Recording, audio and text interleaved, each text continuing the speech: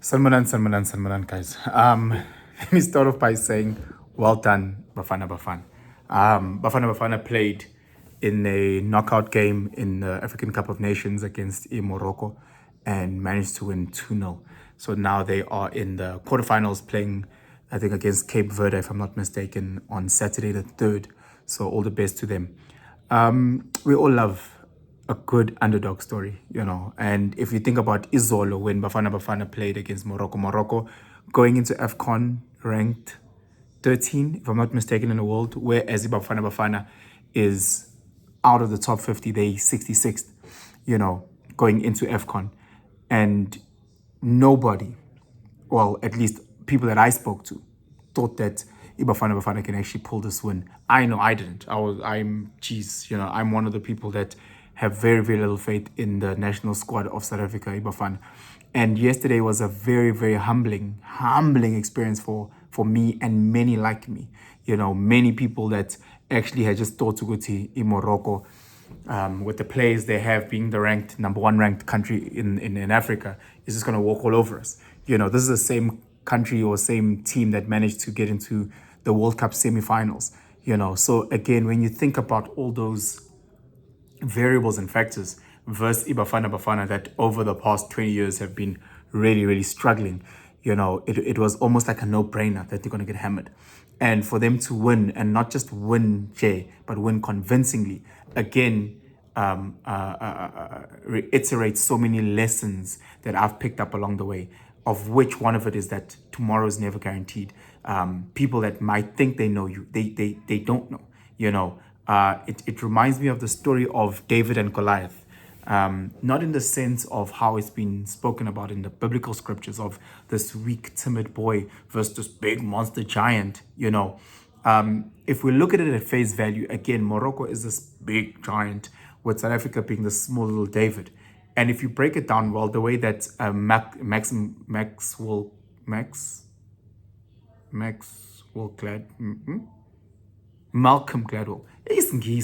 Malcolm Gladwell, sorry guys. The way that he breaks down David and Goliath is very different from the biblical scriptures. He breaks it down in the sense of there's so many factors about David we don't know.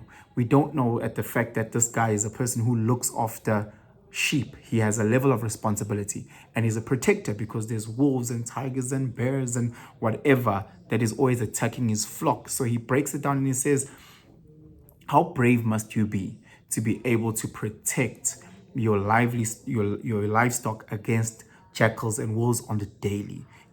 As a young boy, you have to be above brave. There's many people right now who you might give a grown adults where you might give them a huge sword and you say, go fight that wolf, go fight that lion, and they'll be scared. I'm one of them. So the bravery that David had to show just to be able to do those type of things. David being the youngest of 8 sons, again, just tells you if you've ever been raised in a home with a lot of siblings, especially a lot of boys, we're very, very competitive physically. So that already just tells you the physical ability of young David. Him being a guy who can use the slingshot, just having to break down how amazing he has to be able to line up a running wolf running at 50 k's an hour and being able to throw it at such power that it kills the wolf. So again, the way that Malcolm Gladwell breaks it down, he says, Guti, he's throwing the stone faster than a 42 caliber gun. So if essentially David has a revolver in his hand going against David, and then he carries on and he breaks down Goliath and Goliath's weaknesses that we don't know. But he speaks about the intangibles. Again, intangibles are things that we can't see. Tangible, you can feel, hold, touch, whatever the case may be. Intangibles is what we can't see. And last night with Bafana playing Morocco, there were so many intangibles that we didn't see. We didn't see the fire burning within his squad. We didn't see the lack thereof burning within Morocco. We didn't see maybe a slight arrogance within the Morocco national squad. We didn't see the fact that they truly already thought that it's a done deal and maybe have overlooked Bafana and will focus on the next game. We don't know how fit, fast, strong the Bafana team. So all those intangibles that have to go into play.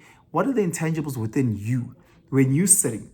A lot of you guys have made this mistake in life that you align what you do to who you are. That's not true. So you might see a person, let's say you grew up, and this is an example I try to use very, very often. You watch The Bold and the Beautiful. Then you see the actor who used to play Ridge Forrester. When you see him walking on the street, you go, how nango Ridge. What that means is that you have failed, or that person has failed to separate the actor job versus the role. So it's one and the same. When we see how Nango Karabo Morok, we have failed to separate, or they have failed to separate the two. There's many people who have done it very well. So when you look at a Jamie Foxx. Jamie Foxx has managed to separate Jamie Foxx, the actor, Jamie Foxx, the comedian, Jamie Foxx, the musician, Jamie Foxx. There's so many aspects to him. It's not just limited to that one thing. He's not just really good at pretending to have a role. He's not just very good at kicking a ball. When you see a Cristiano, is the first thing that you think of Man United? Is the first thing that you think of soccer? If that's the case, I wouldn't want something like that. I want a space where there's so many aspects about me. Guys, you have so much talent. And it's just so limited in one thing. There's so much about you, the intangibles. You're hardworking, you're consistent, you're respectful, you're loving, you're kind. People can't point at that. They can't just see it as your approach, but it's aspects about you. Your ability to sing like no other. When you're sitting in your law firm, when you're sitting in the cubicle, wherever, do they know that you've got a voice of a nightingale? They don't know how driven you are in certain things. They don't know all these other talents. When I watch Bafana, it's constantly reminding Uguti where I am right now, and the Goliaths that surround me, and the Moroccos that surround me all the time. You guys might see this as huge, but the truth of the matter is I possess the skills to ensure Uguti I keep knocking them out. I do possess the skills. I find myself time and time again finding in spaces that five years ago, I never thought I'd be. 10 years ago, I never dreamt of being in this position. I have gotten so many achievements and so many successes that I used to pray for all those years ago, and I'm in this space currently. Meaning, Guti, I've also knocked out my Morocco. I've also knocked out my Goliaths, and I continue to be something that others never saw and that I couldn't see myself. Guys, the whole world, the universe is just going to shift and mold in towards the direction that you want to get there. You just have to believe. You need to have that fourth dimensional thinking that has nothing to do with time, space, shape. You need to find yourself in a certain realm. You need to understand, which you're not the underdog. You're not. Bafana, the guys woke up and they knew that they're going to win the game. David, when he put up his hand and said, King, look at me. I'm ready. I'm ready to kill this guy. They have this belief within themselves because they know. They know. So when you're sitting there applying for that job, or when you're sitting there applying for that, when you're asking that girl out, asking that guy out, you need to know. You need to find yourself in a certain mindset where I know I am. I know I am. I am this. I am that. Not I'm going to be. Not I'm going to do this. I'm in that space currently. I'm vibrating at that frequency. I am this. I am that millionaire. I am the musician that I know I am. I am the fastest guy in the room. I am the strongest guy. I am fit. I am strong. Live in that space. Stop beating yourself down. Let others call you the underdog. Good for them. I called Bafana underdog, and I got humbled. Best believe when they play on Saturday, I'm rooting for those motherfuckers. I'm saying, guys, come on. You've got this now.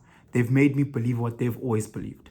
They've made me buy into what they've already bought into. No one would fly all the way. No one would go and prepare themselves. No one would go and wake up in the morning for nothing. They already knew. It was the rest of us. It was the rest of us that was just meant to catch up with where they were. David already knew when he woke up, Witty, I'm going to slay that giant. There's so many people that when they wake up, they already know I'm going to make millions. They already know I'm going to be the best dad. I'm going to be the best partner. I'm going to be this. And the rest of the world will just align with me. Anyway, guys, Ngiyantanda, be the best that you can be.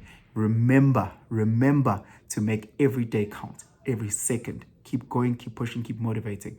Ngiyantanda, have yourselves a phenomenal day. Like, share, subscribe this video far and wide. Comment.